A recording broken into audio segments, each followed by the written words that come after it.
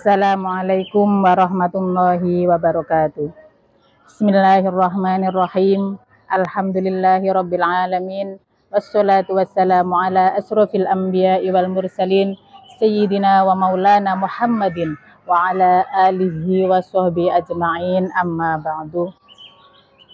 Qala Allahu ta'ala fi kitabihil karim, a'udzu billahi minasyaitonir rajim.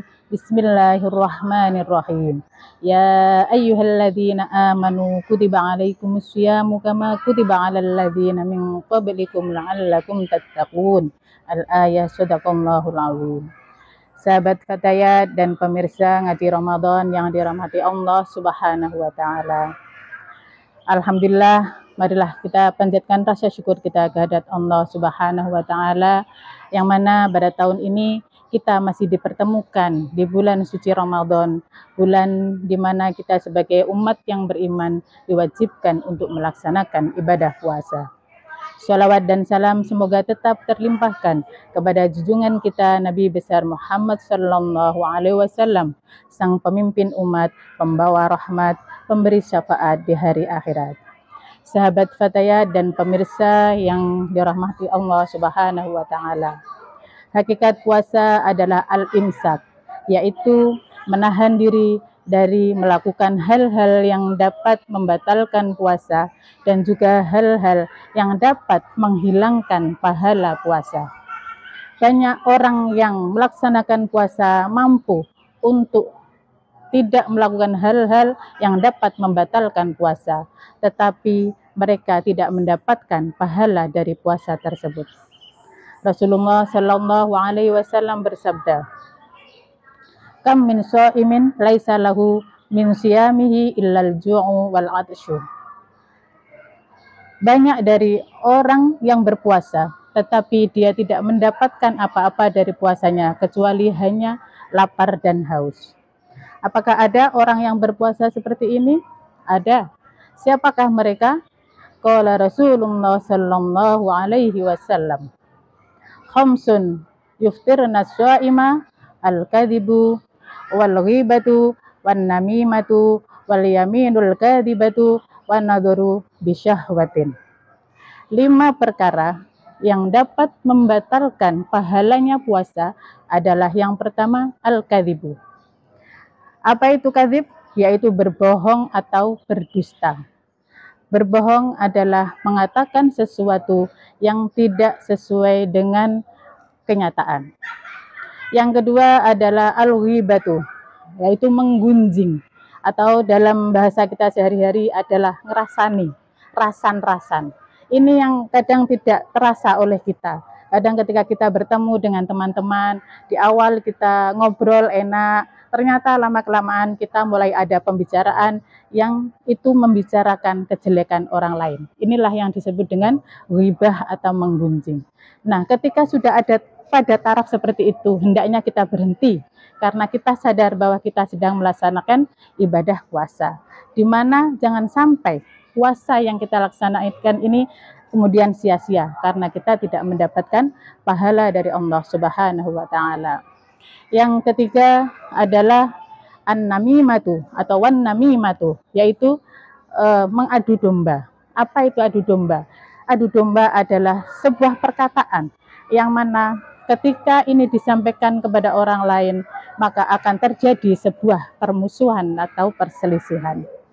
Yang keempat adalah wal yaminul kadhibatu, yaitu bersumpah palsu. Yaitu mengatakan sumpah, tetapi sumpah itu bukan sumpah sebuah kebenaran, tetapi sumpah sebuah ketidakbenaran. Jangan sampai ini terjadi. Dan yang terakhir adalah wan nadharu bisyahwatin, yaitu melihat dengan syahwat. Ini juga perlu kita antisipasi, karena apa? Melihat dengan syahwat ini tidak hanya melihat secara langsung, tapi juga bisa kita lakukan atau bisa terjadi ketika kita melihat di sosial media. Maka jangan sampai apa yang kita kerjakan ini atau apa yang kita lihat ini bisa menimbulkan syahwat, yang mana syahwat ini kemudian dapat menghilangkan pahala dari puasa kita.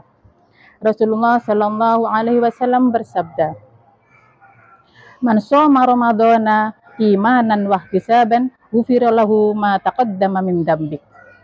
Barang siapa yang berpuasa di bulan Ramadan karena iman, karena percaya bahwa ini adalah perintah Allah Subhanahu wa taala dan mengharapkan pahala dari Allah Subhanahu wa taala, maka ghufira lahu ma taqaddama min dzambik. Maka dia akan diampuni oleh Allah dosa-dosanya yang telah lalu. Hadis riwayat Bukhari Muslim. Sahabat Fatayat dan pemirsa yang diridhoi oleh Allah Subhanahu wa taala. Ada 3 macam tingkatan puasa seperti yang terdapat di dalam Mukhtasar Ihya Ulumuddin.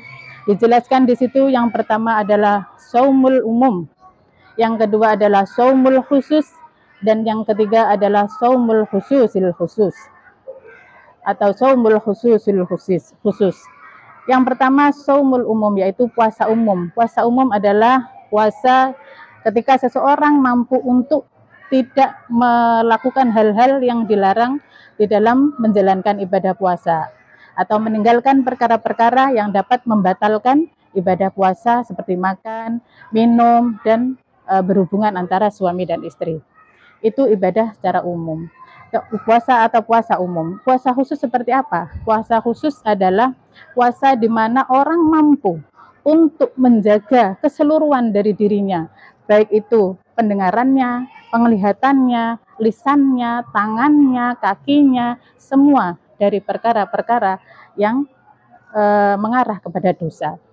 Dan yang terakhir adalah saumul khususil khusus, yaitu puasa yang paling khusus, yaitu puasa di mana orang yang mampu menjaga hatinya ini untuk tetap fokus kepada agama dan tidak memikirkan perkara-perkara yang bersifat keduniawian. Inilah sahabat yang bisa saya sampaikan. Semoga pada bulan Ramadan tahun ini kita mampu menjalankan puasa dengan baik. Kita mampu menjalankan puasa dengan tidak melakukan hal-hal yang dapat menghilangkan pahalanya puasa. Semoga kita menjadi orang yang lebih bertakwa. Wallahul muwaffiq ila aqwamit thoriq wal 'afwu minkum. Assalamualaikum warahmatullahi wabarakatuh.